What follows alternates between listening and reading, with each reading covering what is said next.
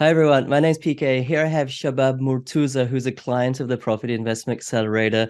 He's had a really remarkable journey. He's a finance analyst or a strategy analyst, I should say, living in Sydney, and he's now bought three properties, one for a friend. He's not a buyer's agent, he's just out of his goodwill, and two for himself. The first one was through a buyer's agent. We'll talk about the sort of pros and cons and whether the $18,000, $19,000 buyer's agent fee was really worth it or not, and then why he pivoted to do the course to buy a property that, let's say, for now was much better, but we'll get into that as well. And sort of the pros and cons and how we bought it off market, sorry, not off market, under market value, how we bought with renovation potential, how it's above 6% yield in Perth, giving good cash flow, giving growth. And he'll just sort of talk about all this. So it adds a lot of value. So if anyone is watching or listening and you want to emulate these results, buying interstate, high cash flow, high growth with big block size, subdividable properties that are going to catapult you to your financial independence, then yeah, this will be a really terrific 20, 30 minutes to stick around. So that's a big introduction, but thank you so much, Shabab, for making time. No worries. Thank you, PK. Glad to be here in this call. No, I appreciate your time on this Friday, and thank you as well for coming to the event. Like I was saying before we hit record, that really means a lot to me. Let's just sort of start from the start. So even like before you engaged that buyer's agent, what kind of drew you into property investing? Because you live in Schofield, I assume you bought your principal place of residence first. That's correct. Yeah. Look, I pretty much have a similar journey to a lot of members in your community. So, my wife and I, we were, immigrants, came to Sydney around 2017. We only had $6,000 to $7,000 in our bank accounts. So we both, worked really hard, and finally saved enough to buy a principal place of residence in Sydney. And we thought, that was it. We had made it. We really did well, and there's not more to life. We could be content with what we have achieved so far, and we just, keep working hard, and things will get taken care of. Mhm. But that's when, the economic factors started kicking in, and we also got the news that my wife was pregnant. So we had to Okay. start, planning for a family, and with everything going up so much in prices, we were thinking, okay, what's next? Because I think we need to get ahead of things, and with the way everything is increasing in pricing, uh, we we can't waste to have our money being wasted. There is the opportunity cost is too much, right? Yeah. And similar to a lot of property owners, homeowners in Sydney, we did the valuation of our PPOR, and we saw it had gone up quite a bit, and that's when we decided, we have to utilize it. Instead of using the equity to make our home more fancy,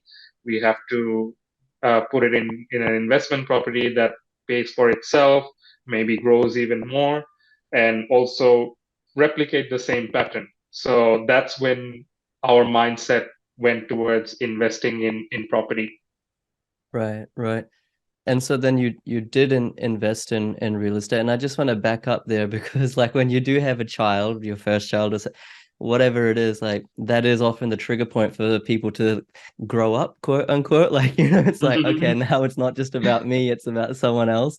I experienced the exact same thing and it can be a little bit daunting, but if you approach it in the right way, then it's actually really exciting, especially from a financial perspective. So that's fantastic. And then, you decided to invest in real estate. I know a lot of the typical profile as well is someone who lives in Schofield, as in they live there, they have their principal place. And then they're like, okay, I've got equity because Sydney boomed, everywhere boomed. Let me just buy in like Marsden Park or Quakers Hill, or like, like just nearby in that sort of northwest region, a townhouse or God forbid, apartment in Parramatta. Like, why did you not just go down that route? Why did you consider, even with the initial buyer's agent that you used, to invest interstate? Yeah. So this was actually from a personal experience. So before I moved to Sydney, I was actually in Perth doing my bachelor's. Right. So I was pretty much aware with the properties that you can afford in interstate. When I was talking to a lot of my colleagues and my neighbors, they actually had that fear of investing outside of Sydney. They're like, oh, there was a bit of a knowledge gap. They had not traveled that much or haven't actually lived anywhere outside of Sydney. So, and also the media does a great job of promoting Sydney like it's America, right? So, uh, I was so, just so there. The that's traffic is like, I don't know, like all respect to people who live in Sydney, but I can't live in Sydney. I'll stick to the Gold Coast. Well, so I think that's where I did not have that fear because I have seen what good looks like, what and if if you buy the right property interstate and it can actually give you more returns than buying just an investment property in Sydney. I mean, sure, when Sydney property grows because you have invested a lot of money in it. So the growth is also more in terms of dollar amount, but not necessarily in terms of percentage. And I think that's what I learned a bit from my profession, that it's the percentage increase that matters. And wherever I get the highest percentage increase is where I should focus in terms of investing. Got it. Got it. So I don't want to put words in your mouth, but did the logic train go then, okay, I know that interstate I can potentially get a higher percentage return, but I don't have confidence. I don't know where to buy.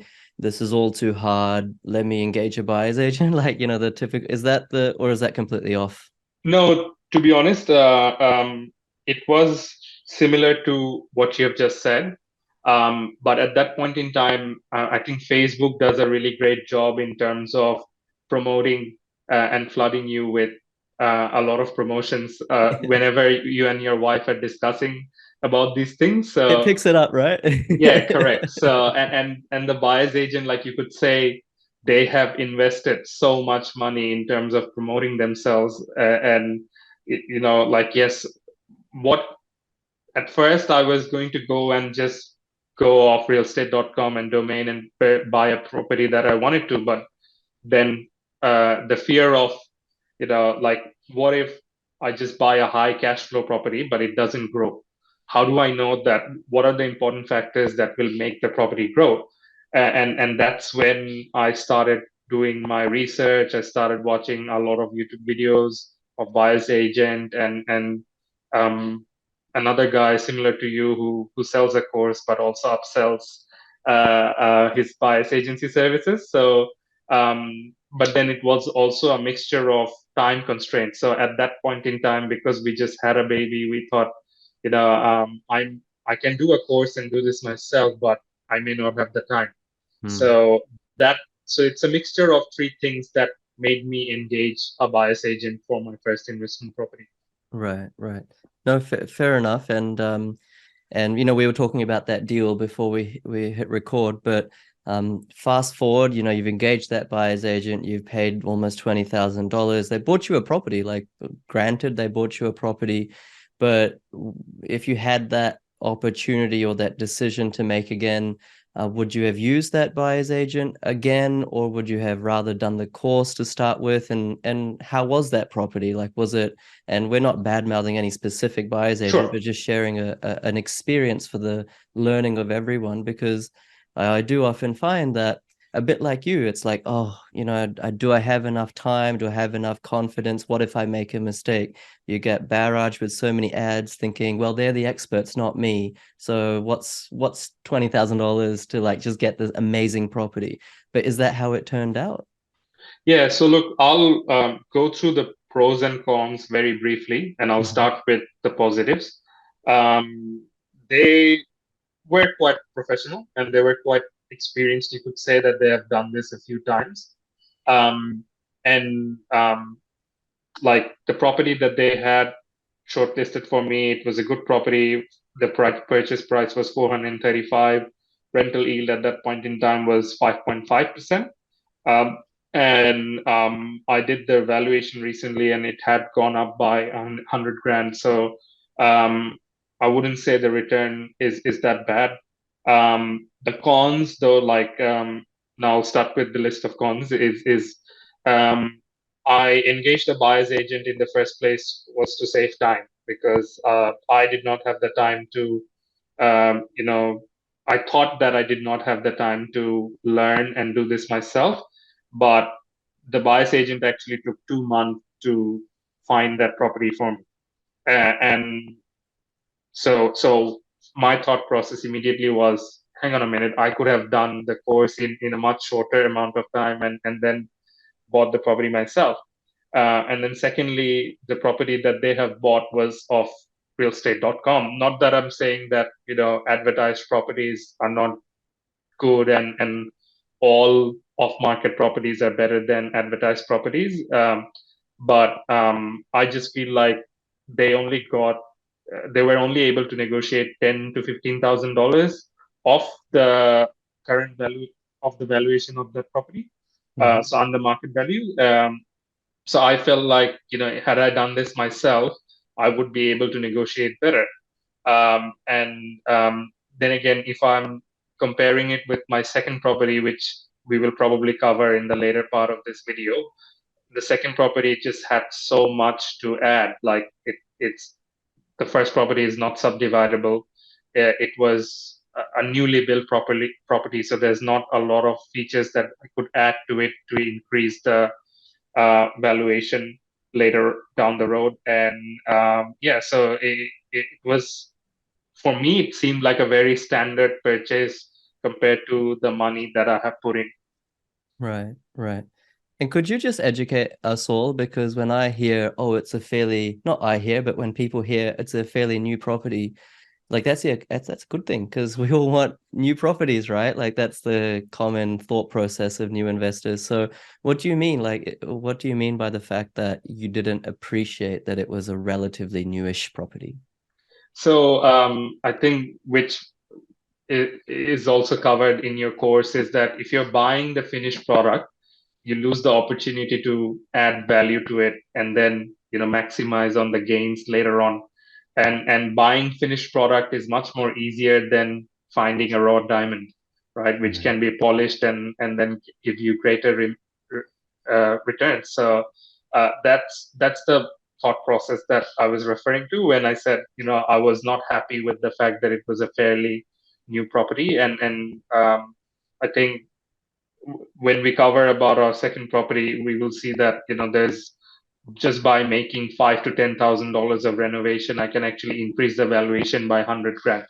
So there is not that opportunity in the first one that I had purchased through a buyer's agent. Right. That makes sense. And I mean, each to their own, and everyone's different, but paying almost $20,000 to be sent a property off realestate.com, which I don't know, you could have found yourself, because everyone has access to realestate.com. For some people, maybe that's fine, but in my mind, there's better ways to spend money, really. But anyway, let's go to your second property, which you then did the course. And so, like, did you already know about the course or myself before you engaged that buyer's agent, or had you stumbled upon me after? And then what kind of drew you to do the course? Because maybe one thought process is like, I don't even need the course. Like, I've already lived in Perth. I know some bits of Perth through personal experience. I've gone through a buyer's agent, so I know how the property buying process works, even though they probably didn't teach you, but just by osmosis, you pick it up. Like, why didn't you just have a crack at it yourself? Why did you even do the course? I think so. What I initially thought is, when I have engaged a buyer's agent, maybe I can learn and replicate what they're doing by myself. I don't even need the course.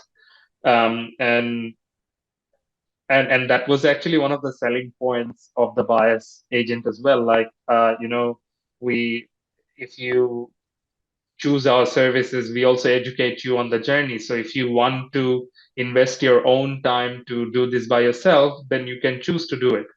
But what I was finding is that even though they had shared quite a bit of information, there was some information which was not shared. Like, for example, what are the key factors that gives you confidence that this property is going to grow in the long term, Right. and it's also going to give you that short term gain as well. So where is the sweet spot? Like, if the property had already grown by 20-30%, how do we know it's going to grow by another 30-40% in the next 1 or 2 years? Yeah. So those information were not shared in the process. So that's when, my curiosity grew even bigger. And that's when I thought, no, okay, so if I do the course myself, then I'll know what are the exact factors which will help me, which will ensure me that, okay, I'm now confident that this is not only going to give me short-term cash flow, but also going to give me long-term growth as well. Right. Yeah, I mean, there are a lot of, I suppose, buyer's agents who do say, now that you mention it, that will teach you the process as we go along, but one only has to sort of just step back and understand their business model, and doesn't really make sense for them to make themselves redundant by just giving all the secrets away. And maybe there's some ethical ones out there that do teach as they do it for you, but I think those would be few and far between. So thank you for sharing that. And then you bought the course, and you bought the property, and I'm just going to go through it real quick. So the purchase price, let me know any of this is incorrect. The purchase price was 360,000. The CBA valuation, so this is not like your thoughts, but like the CBA valuation at settlement, I think, was 409,000. So that's like $49,000 below the CBA valuation. You could say maybe CBA valuations are sometimes optimistic, but instead of 49,000, let's say $40,000 or thereabouts of equity going in. Money is made as you go into the property. You negotiated $20,000, and maybe we'll go into how you did that, because that was really cool. The yield is in the mid fives or thereabouts, but we'll understand why it's in the mid fives, and I'll ask you how it's going to grow into the mid sixes around your renovation story. But I think the coolest thing when you sent me the message was that it's actually subdividable into 3 lots, and the agent didn't know about this. So the sellers didn't know about this. So like when I hear something like this, or when others hear something like this, it's like, really, like, come on, like, are you being honest? But I do want to explore that as well. And I think this great thing is there's actually $1.5 billion of infrastructure, as you had found out yourself, going on in this particular part of broader Perth, which is driving jobs, driving population, etc., etc. So let's sort of just go through this like individually, and then maybe we can do like a synopsis. But let's start with the negotiation. So it was advertised from, offers from $380,000. When someone who has done the course and is educated, see on Real Estate Doc, I assume it was Real Estate or Domain, offers from 380. Like, how did you end up buying this for 360 in the end?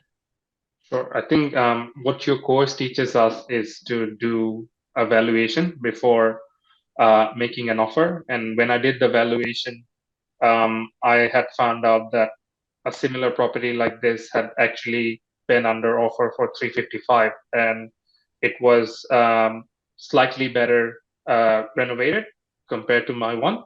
But then also I did the comparable sales analysis with a lot of the different properties. And I guess what your course also helps us to look at is, don't just look at the spec, also look at the features inside the property when doing the comparable sales analysis. So I think that really helped me negotiate, because I was able to go and point out exact details and put in a figure to the sales agent that this is how much it's going to cost me to do this much work on for this damage, even though I didn't really end up doing those renovations necessarily, but it really helped in terms of negotiation. The other thing, I'll try not to give away too much about your course, respecting the privacy, but I think the importance of having a good property manager um, um, is that if they're in your team, they know your game. They intentionally did the inspection and took photos in a way where it gives you more leverage when Mm-hmm. negotiating. Mm-hmm. And I think I got also a bit lucky in a way where the sales agent had actually, anyone can go into the ad and look at that. The sales agent had a bit of a knowledge gap where they had advertised it as a 2 unit lot, where after 2 year course, when I finally knew how to do research on subdivision, um, and I also called the council to verify that it is actually a lot that is subdividable into 3 units. So that is what helped me to keep my buffer at my back pocket, but at the same time, negotiate based on whatever the sales agent is advertising. Mm-hmm. And eventually, I was able to put my offer in before the first inspection. I think Mm-hmm. that was also a very key point, because I was lucky that it was a deceased estate. Um, Not that I'm being insensitive to No, the no, no. unfortunate people, but Yeah. the sellers were in a rush to sell the property, and because I had already made my offer had gone in already before the first inspection. There was a lot of confidence to accept my offer. And for a typical homeowner, people who are trying to buy properties for themselves to live in, it wasn't a typical property for them. So that's the advantage that I had. So timing, due diligence, and I guess the negotiation tricks which is taught in your course. Right. So I guess in the negotiation, like I really appreciate how you explained it, because it's not just a case of like, hey, Shabab is the selling agent, I'm the buyer. I just gonna give you 20,000 less or 30,000 less. You have to like that's just you have to rationalize it. And for rationalizing and clear sort of clarifying a logic that sticks in the selling agent's mind to think, yeah, actually, I should condition my vendors or my clients, the seller, that this is a good price. You need to have knowledge, and I think that that's how you did it. So that was fantastic.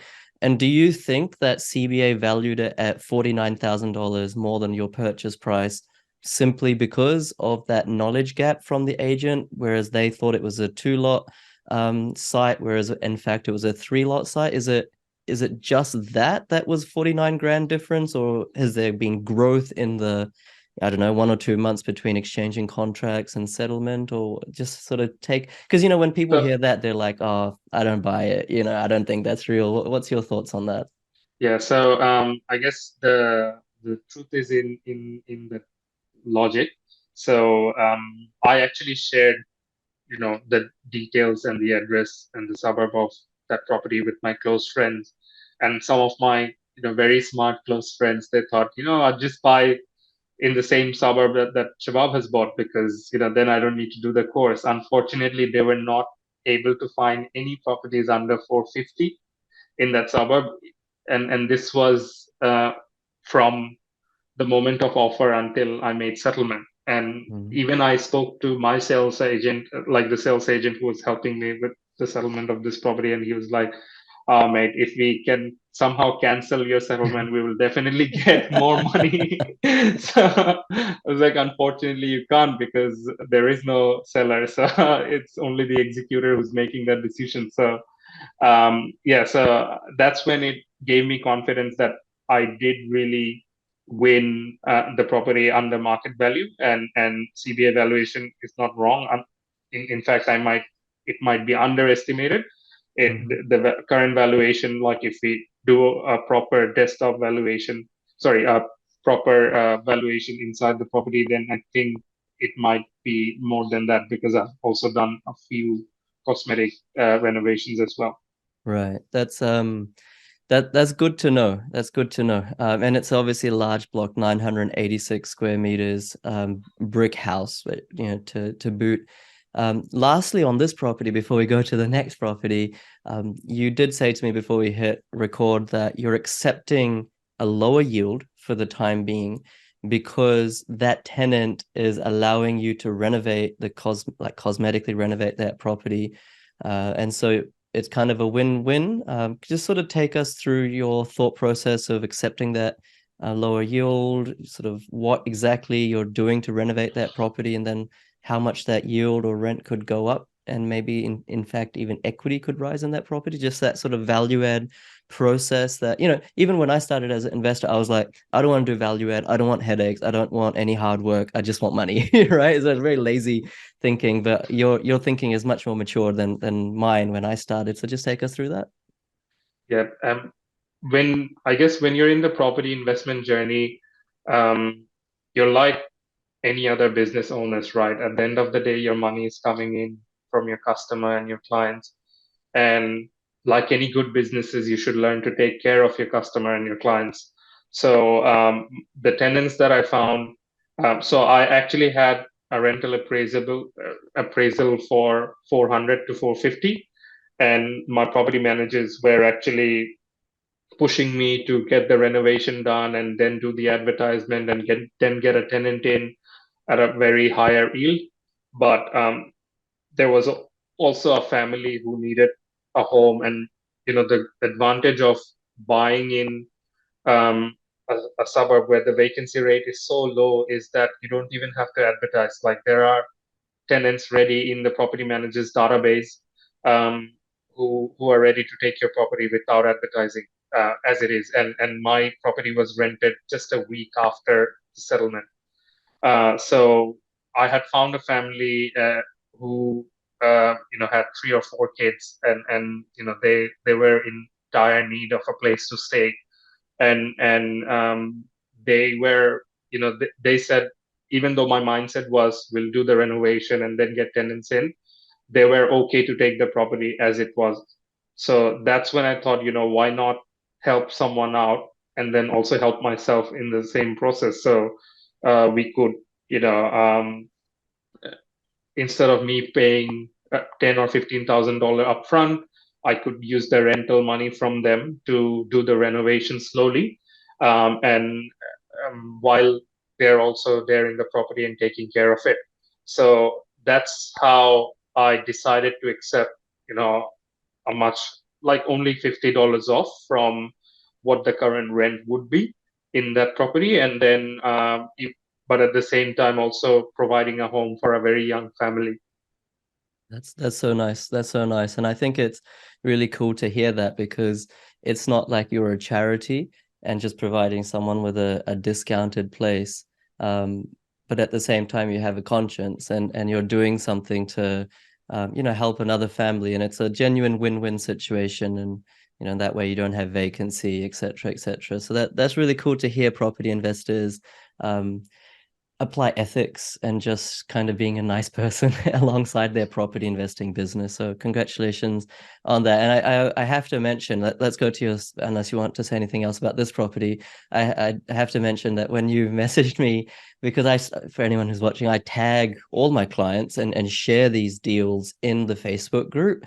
And where the clients allow me to tag them or mention their names, I do so. And so I did for Shabab, and he obviously got probably a bunch of DMs, and probably a lot of people said, like you had said to me over the messenger chat, that, oh, you might have got lucky, this might have been like many many many months ago, and the deals like that aren't available anymore, or it's just like too good to be true.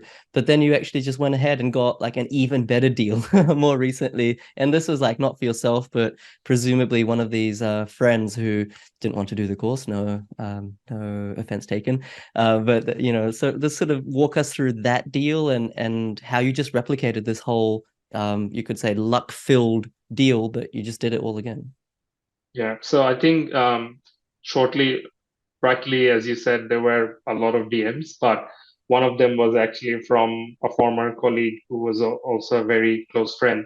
And he was like, "Hey, Shabab, I didn't know you're such a good investor. Can you go and find me a property like that?" Like, and that friend was also, um, let's say, pre-wired with a lot of the negative sentiment which was coming as well. Like, there were a lot of the members in the community who really appreciated, and I'm heartfelt thanks to them for recognizing the effort. But then there was a few things where I probably got lucky, and it's impossible to find a property like that here in Perth anymore. And this deal must have been 7 months ago, I was like, no, that is probably not true.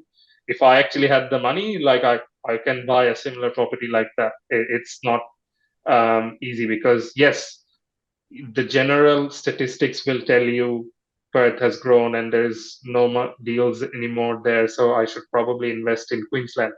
Uh, but people, they're still being influenced by the overall sentiment, by what people are saying, by what media are saying.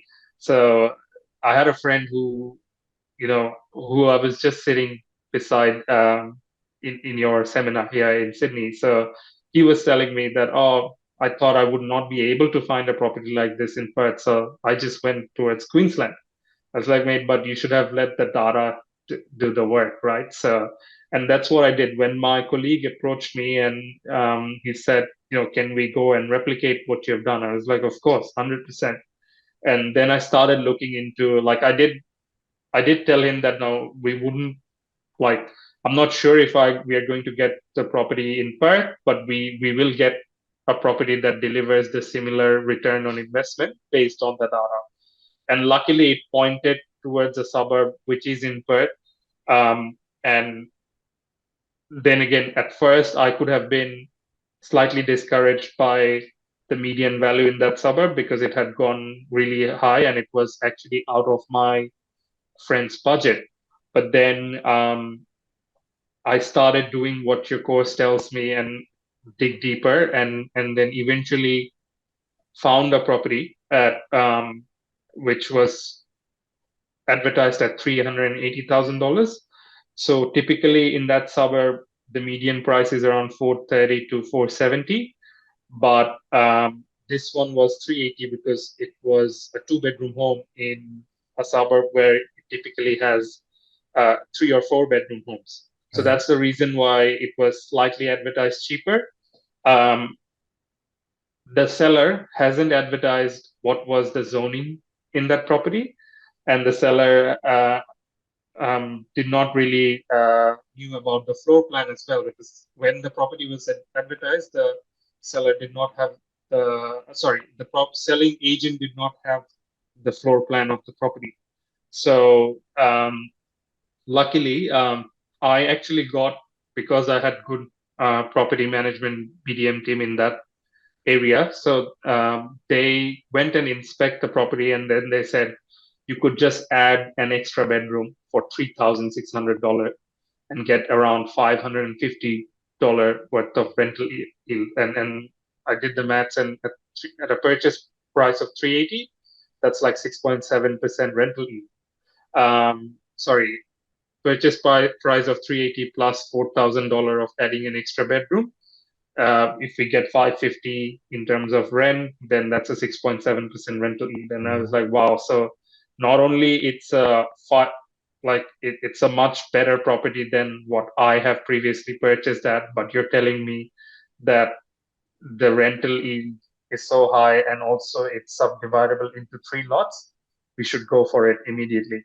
And what we did was we actually made an offer initially, even though when we did the valuation, we knew that 380 was actually too low. But because we knew that we were the first one to make an offer, we actually made an offer at 360, because through your course we knew that if you're the first one to make an offer, then the selling agent will actually have to come to you in case someone's counter you. So there's no need to be carried away by emotion. Let the data do your work. And then we made a very statistical offer. We said, look, there will be extra cost of adding a bedroom and doing slight renovations, blah blah. So never make an offer at advertised price, because then you're just getting carried away by sentiment. So eventually the sellers were quite strong because they were also experiencing the market. They were also seeing what was happening beside them. And then we finally got to a stage where, what is your number that you will be comfortable with accepting? And then eventually my friend had the offer accepted at 380. Right. For this property and the last property, I think a common theme is that you were the first one to make an offer, like you said. It was almost before or well before the first open home or open for inspection. And I think that's a key ingredient as well, to put yourself very professionally in a very measured and calculated way in front of the agent. So you don't just become one of the statistics, 40, 50, 60 offers. You have to be quick to the punch. You have to be like really active. That doesn't mean you need to make it a part-time job, but when you see something come for sale, when you have those relationships with the PMs, as soon as something does come, then you have to act quick. And for that, you need knowledge. And I think that what you said around suburb selection, great, but there's so much more to property investing than just suburb selection. Everyone wants to know, right, Shabab? Like, oh, well, what's the Perth's best suburb under 350, under 400, under 450, under 500? That's not quite how property investing works. So I thank credit to you for getting this fantastic deal for your, not client, but for your friend, which, yeah, I'm sure he owes you a drink or two after that. And I think what you mentioned to me as well was that $4,000 bedroom. Of course, it increases the yield. Correct me if I'm wrong here, but it also potentially increases the equity or the value of the Correct. property by, is it around 50 or something like that, right? Correct. So currently in that suburb, a three-bedroom home is valued at 430 to 450 in CBA valuation. But uh, like if we narrow it down to the purchases that has been happening for the last 2 months, every three-bedroom home, which is a very good condition in that suburb, have been actually selling over 450 plus.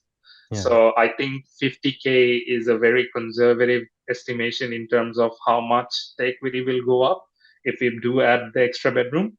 But yeah, like I think it's definitely value add, and what people would have just scrolled through the property by looking at the spec, but they had they bothered to actually got inspect it further and then also check on the subdivision potential of the property, they would know how much value this property could add.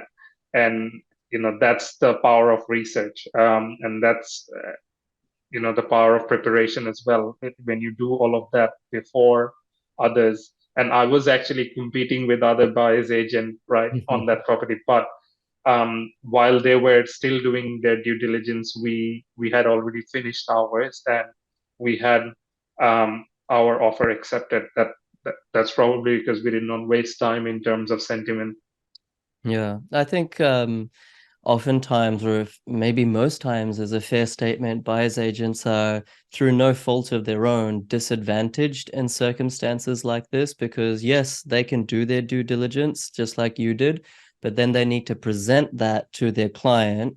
And then the client will come back with a whole bunch of questions. And if they're busy working professionals, it can take 24, 48, 72, maybe even 3 or 4 days of to and fro. And then the buyer's agent's got so many other clients to take care of.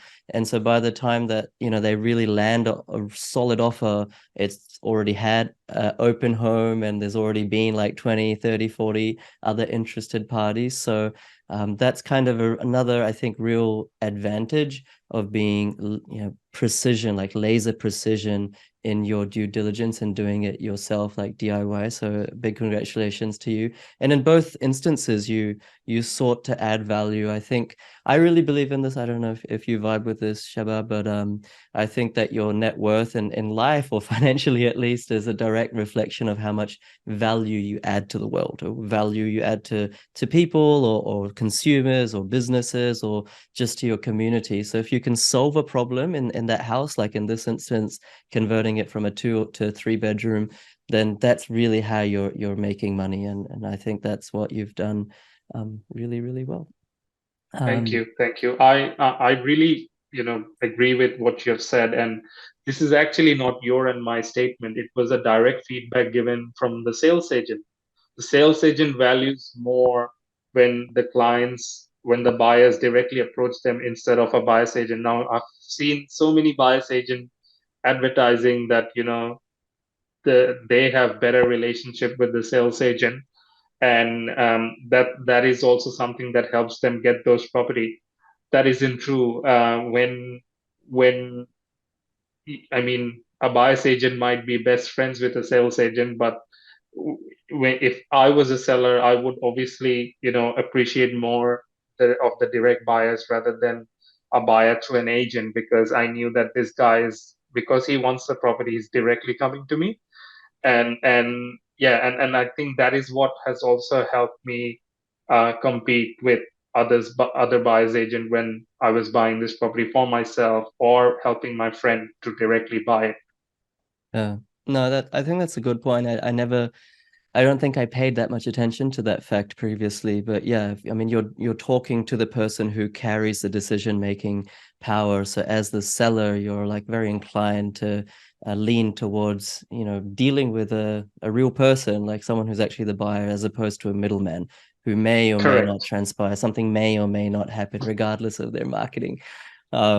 Okay, cool. Well, just before we wrap up, I think this is a really important point, which I only found out when you were talking about it before we hit record. You came to the event, and like I said in the event, you just don't know, one word, one sentence, one connection can change the trajectory of your financial future. You were previously capped out on your borrowing capacity, which is fair enough. Like, you have a young kid, you have a principal place of residence already. But then you talked to that mortgage broker, I think his name was John, and you found that actually you can continue your property investment. So maybe just share that and what you're planning to do next as an inspiration piece for anyone who's watching or listening. Sure. So I think similar to a lot of investors in the current situation where interest rate is too high, my borrowing capacity, like I was told by a few of my mortgage brokers that I have maxed out in terms of my borrowing power. So I actually went to your event to learn more about what the others are doing. And then I found out through John, who was also a speaker at your event, is that there are so many things you can do with your self-managed super fund, and then you don't necessarily need to sacrifice your um, lifestyle, but there are few adjustments you can make. Like for example, if you do own a car on finance, you can pay it off temporarily and then again buy it back with your equity of your other investment property, or like use the extra cash flow or go into novated lease. So there are so many other options that you can do in order to temporarily adjust your borrowing capacity and then buy an investment property and then get back to your lifestyle. The most interesting option that I was educated about was self-managed super funds. So I what we found out that my wife and I can potentially now buy two properties through self-managed super funds. So in where we had, the impression that we had already hit max in our borrowing capacity. So that was interesting, and that's the reason why I probably enjoyed your event a lot, and I could see that there was so much knowledge there in that room. Like I wasn't expecting 1,100 people in that room, to be Neither was honest. I. Yeah, so I felt really bad. There was a whole bunch of people that were turned away at the door by security, but if any of them are watching, thank you for coming. I'm very grateful. yeah, so it was good. So I think there's never an ending to learning, and no matter how great you are in terms of winning your deals, you can always do better. You can always learn better, and you should always keep an open mind and be humble to what other people are doing. Just because someone has only bought one property, they could have a formula or a strategy that might be better than yourself as well. So the investor. So that's the mindset that I had when I went to your event, and it really paid off. Yeah, that's really good to hear. And I think as I hear you speak, the sort of things that comes to my mind is that you've always leaned and being chased, you could say, or like closely knitted to the data, to the statistics and to the facts, as opposed to what your colleagues or friends or people on Facebook DMs or the media have said, because facts don't care about your feelings. And so why should we care about our feelings when they're trying to make money through facts, right? So I think you've done that really well for yourself, and then obviously for your friend as well. So a big congratulations to you. And I'm very glad that you're able to find a way to buy more properties. And I think Australia needs more property investors, not just any property investors, but property investors with heart and do the right thing by their tenants as well, like you obviously have done. So I just want to say big congratulations, and looking forward to your future deals. Thank you, PK. We'll keep you posted and everyone in this community as well. Thank you so much, Shabab. And guys, if you're still here watching or listening, I will post this interview obviously on YouTube and my podcast, but also in my Facebook group with, I think it was like 37,000 people. And I'll tag Shabab. So you can also kind of get in touch, or at least in the comments, you can ask questions and I'll definitely answer. Maybe Shabab will answer as well. But I really do want you to watch these like interviews with real people, because it's from these that, just like Shabab did, you can pick up gems and use that as a tool in your own arsenal when you're coming to buy and property and achieve wealth. You just don't know what you'll learn, and there's more than 100 of these. So honestly, don't care whether you do the course or not, but watch those client interviews, because these guys are like, I don't know, this might sound a bit proud, but honestly, I'm so proud of them, and they're really the best of the best. So I'm really happy to see these experiences, and I want everyone, course or no course, to achieve the same. So thank you for watching. Thank you for listening. And Shabab, I'm very grateful for your time, and thank you for sharing that. Thank you. Thank you, PK. Okay, thanks everyone. I'll see you next time.